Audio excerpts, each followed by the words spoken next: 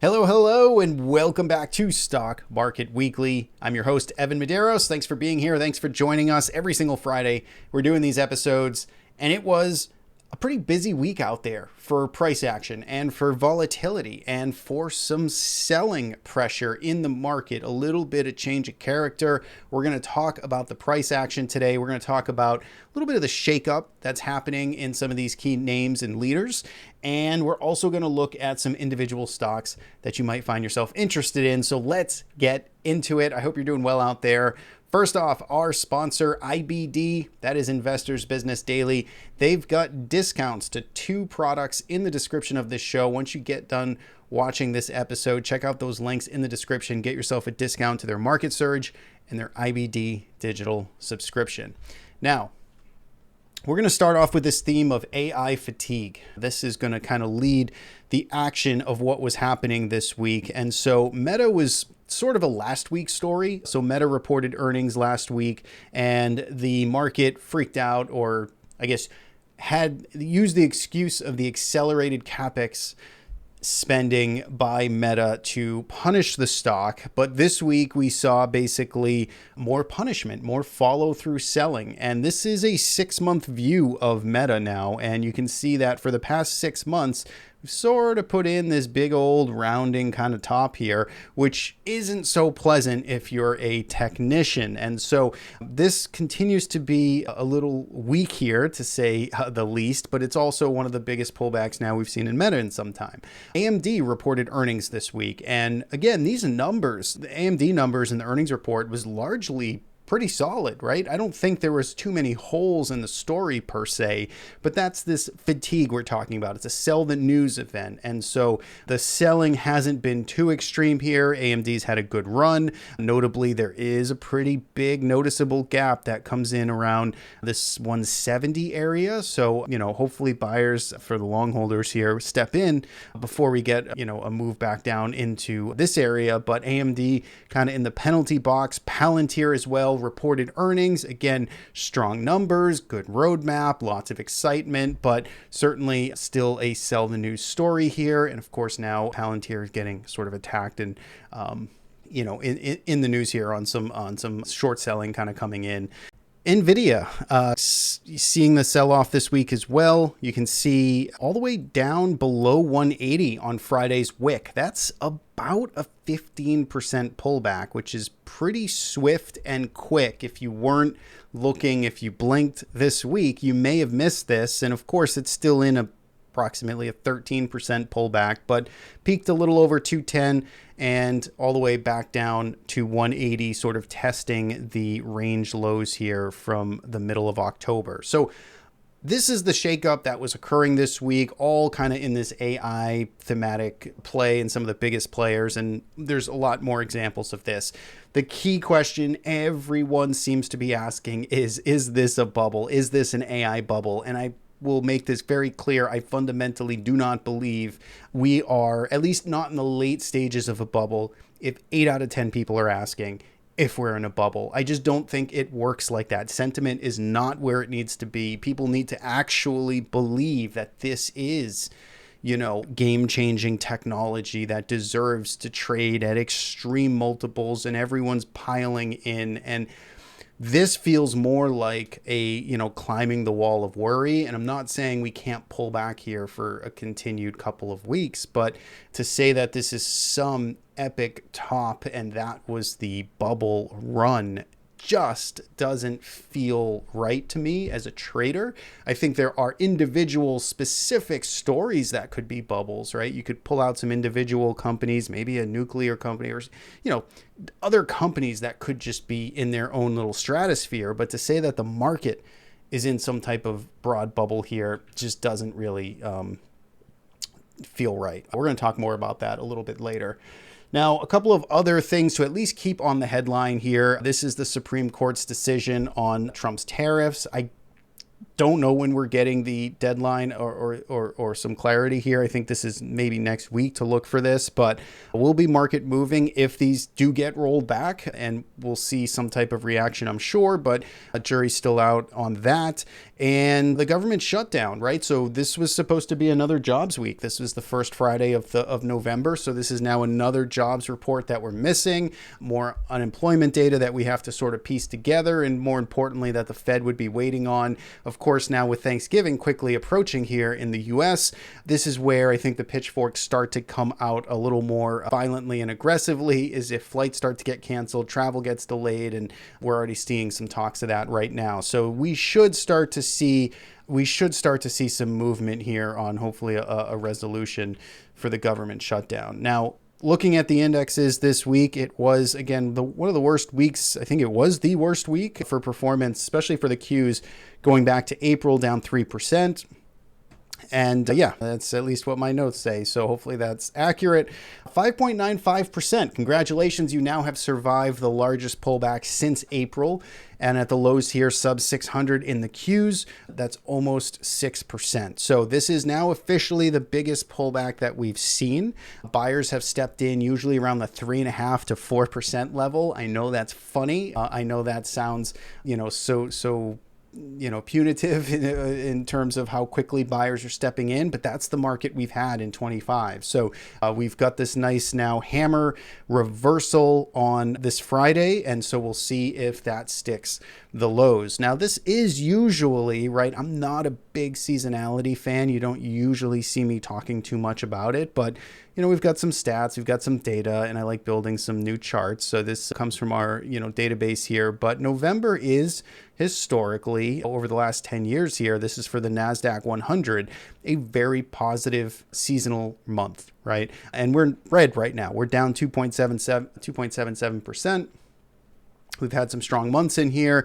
Again, just anecdotal evidence, but I figured I would throw it in there. Now, S&P 500 this week, basically down and to the right, not too much to say about it. Volatility did come off of the highs, but there is definitely, a very quick bid here in volatility all week long. And we talked about this last week. It was one of the negatives for the market where we observed basically stocks up, vol up. That was yet last week.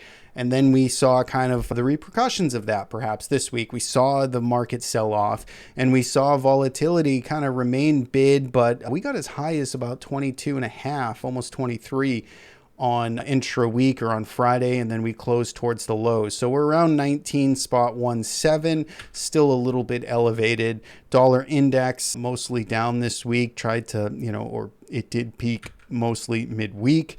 And 10-year treasury yields are backing off a little bit. So we're back below the 410 area. We're still well off of the lows, but we are still, kind of in a range, I suppose, but bouncing pretty aggressively. And I think this is something we want to be paying attention to as we get into holiday times.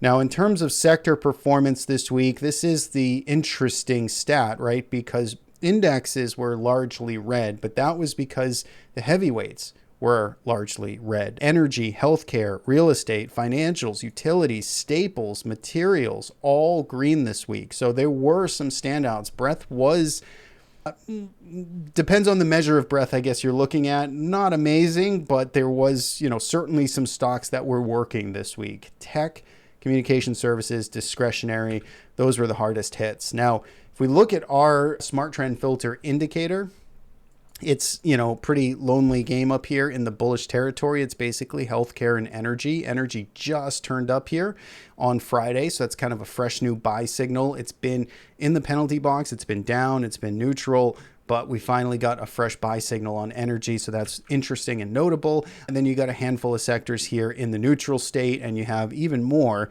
that are outright bearish. Now, 52-week highs and lows underneath the hood, we are again still seeing that uptick in the number of stocks hitting 52-week lows.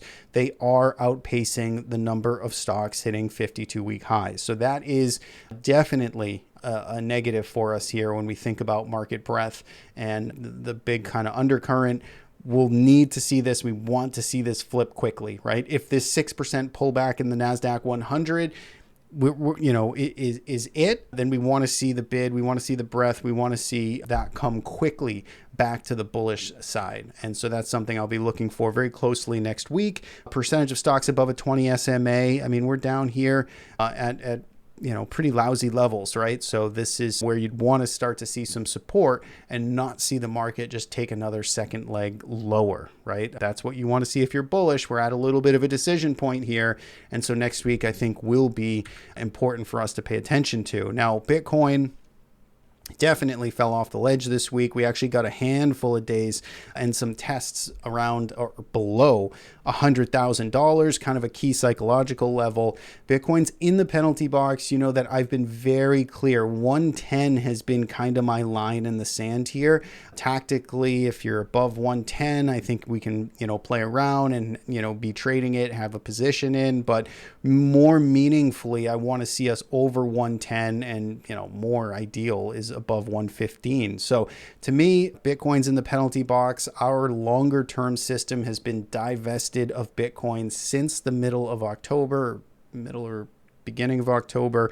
So we do not have a position in here. I've personally, was tactically kind of trading it in here, but not interested until we can see more support. I do like the fact that we got some quick wicks and some dip buyers under 100K, but we're going to want to see that stick. There's a confluence of factors here that are just kind of, maybe at the ending state of some capitulation, but, I think the long-term hodlers here in Bitcoin, they've been aggressive sellers, and we just haven't had the momentum and the attention, I think, for Bitcoin to really sustain itself. So we'll see, but that's kind of the way things are shaking up there. And then we're going to look, so this is our Quant Rockets performance this week. So Quant Rockets, again, is momentum high beta stocks. It's the things that are working in this market. And so finally, we saw a good kind of, sell off here. Now, this was taken a few hours before the close, and we did ramp into the close. So it's possible that this actually, got a little more positive, but largely, this is the week's performance. And so for momentum as a factor and the things that have been working, again, most of this tied to, say, the AI trade, finally, again, saw that pullback. So now we get to do some dip buying. Now we get to look at potential opportunities here for cheaper prices. And we're going to talk about that in just a second. So let's stick around and I'll pull up some charts. All right, so real quick here, we'll look at some charts and then look at some individual trade ideas and kind of where my attention is right now after this pullback this week. So S&P 500, again, didn't quite get 6%, but we got a little over 4% for the S&P 500 in terms of a pullback. Again, we got this nice hammer here to close out the week. And if we look at the SPY, for instance, you can see this is the heaviest volume now up week that we've seen in the last few weeks. So, I'm sorry, this was the day. Friday's session was the heaviest volume we've seen in a couple of weeks. And so, there was a little bit of a clearing that happened here this week. And, when we look at the price action, again, I think this is a very logical, the 660 area that we came into, this 4% pullback. Again, this jives with the mood of the market and kind of how flows have been happening this year. This is where the dip buyers have been comfortable kind of stepping back in and finding some value. And so when we look just at this broader trend, we're still kind of coasting up in this channel that we've been in. I think if we do see more turbulence, then, we start to look at this October lows again, this big violent one-day sell-off that we saw on the 10th of October, right? We talked about this session here, but sellers were never able to crack that or make follow through progress lower. And so if we see more turbulence next week, if the government shutdown just gets more prolonged, or if the Supreme Court ruling or tariff issues start to rise back up, right, then you can start to look at this 655 area, and that would be a very important spot to hold because there's a lot of memory there and a lot of dip buying that has kind of occurred in the 652 area or so of the S&P 500. So that's what I'd be paying attention to. I think the bulls have at least a little bit of credit behind them on this turnaround on Friday. We just want to see if that can stick the landing and not totally give itself back up early next week. NASDAQ 100, again, another high volume kind of reversal, similar comments, and Russell 2000, high volume and finding support really where it needs to, right in here, right? So like this is kind of the lows that I was just referencing in the S&P 500. 500. This is now back to that big sell-off day here on the 10th, right? So the Russell 2000 has been a little bit of an underperformer since this session. And so you want to see this start to pick up the slack. And again, that breadth to start to expand. Semiconductors, I think, is an interesting one, right? We talked about Nvidia and kind of the center of the AI trade. We talked about AMD earnings. And so semis here, again, from the peak to the trough here on Friday, had basically a 10% pullback.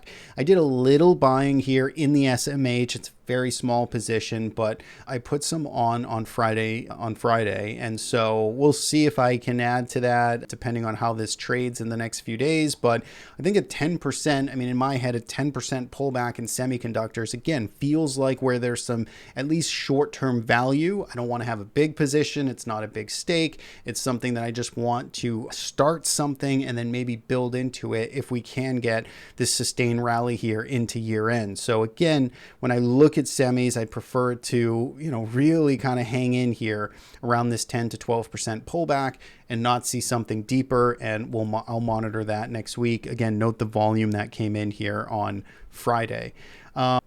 Let's look at our two trading systems, and then we'll look at a few more ideas. So our Galahad trading systems, this is our long-term kind of all-weather portfolio here, still very much invested. Doesn't do a whole lot, right? On a week like this, it's just kind of sitting tight, riding trends, still got tech exposure on. It's not really that concerned about the pullback right now, right? That is the ethos of this trading system. It's not trying to chase every wiggle. We did post our October performance last month, so it was up 2%.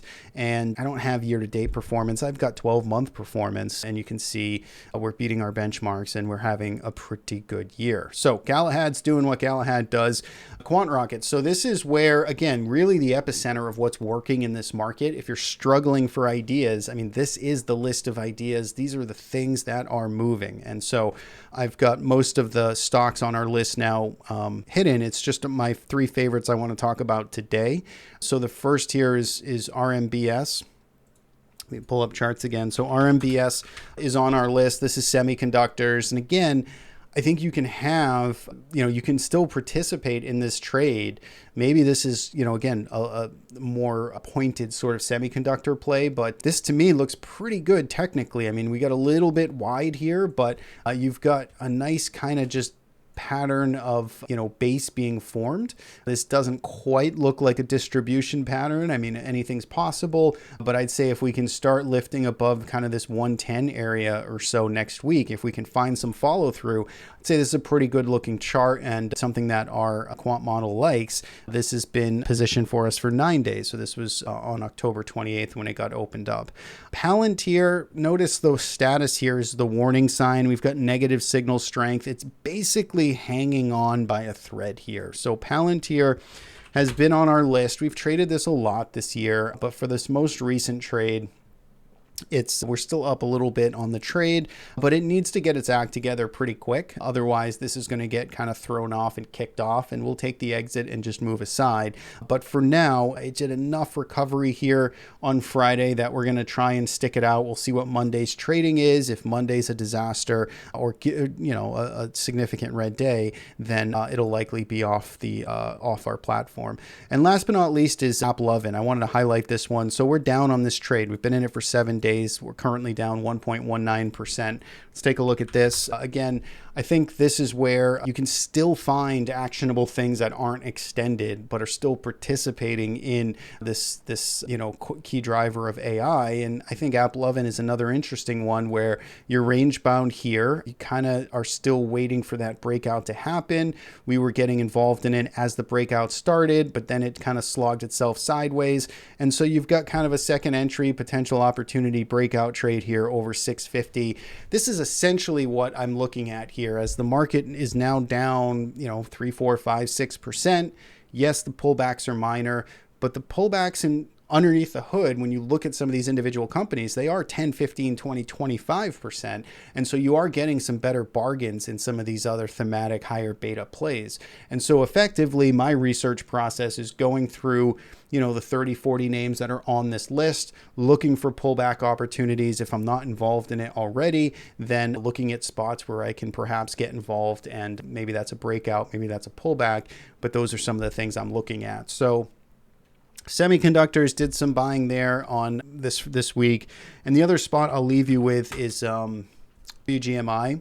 So this is a ETF that tracked, of course, now formerly sort of Bitcoin miners. I guess we can still call them Bitcoin miners. They might need to relabel this ETF because at this point, I'd say most of the performance that is coming out of this ETF is really Bitcoin miners turned, high performance compute data centers. And so WGMI, I think, is interesting. Did some buying here on Friday, trying to build a position in this. Again, it's had a very big move, but if this consolidation can kind of work itself here and hold up and become sort of a continuation pattern rather than a top, then I'd like to be involved for the next move. So I've been doing a little bit of buying here, not a huge position. Again, this thing moves quite a bit, so do your due diligence. Not recommending anyone just follow me because I'm not likely going to be able to post updates. I'm not going to come out and tell everybody when I'm selling. This is just something that, again, while I am seeing the sell-offs happening, building a personal watch list of ideas and trying to establish positions. That's what I did in this week's pullback. And then, again, where most of my capital is allocated is Galahad, and that's just doing its thing long-term in nature. So again, if you need a workflow, a process, right? Have rules, have structure, have discipline. That is what we do here at The Trade Risk. Reach out to me if you need my help personally working out, building a plan, then I'm happy to do that. I work with clients every single week, but otherwise we have public models that we allow other traders to kind of come in and look and see the rules and follow and manage their own portfolio. If that's helpful, once again, we will likely be running a sale soon. So this is the time of year. I never run discounts. I never run sales except for usually this time of year coming up. So check it out. Jump on our email list if you're not there. Otherwise, I think that's pretty much everything, right? I'm still looking at this as a buy the dip mode. I think every time I hear, is this a bubble? That probably gives me more conviction that it's still a buy the dip market. It's not saying that we can't dip further. So you do need to just, again, have a process, have rules that tell you when to get in and get out and what you're looking at. But I'd still generally think that this market is not quite topped yet, but we'll see. I've been wrong before. It could be wrong this time, and we'll take it one day at a time though. So that's all for me. Thanks so much for tuning in every single Friday. We got links in the description of this video. Take care of yourself. We'll see you back here in a future episode.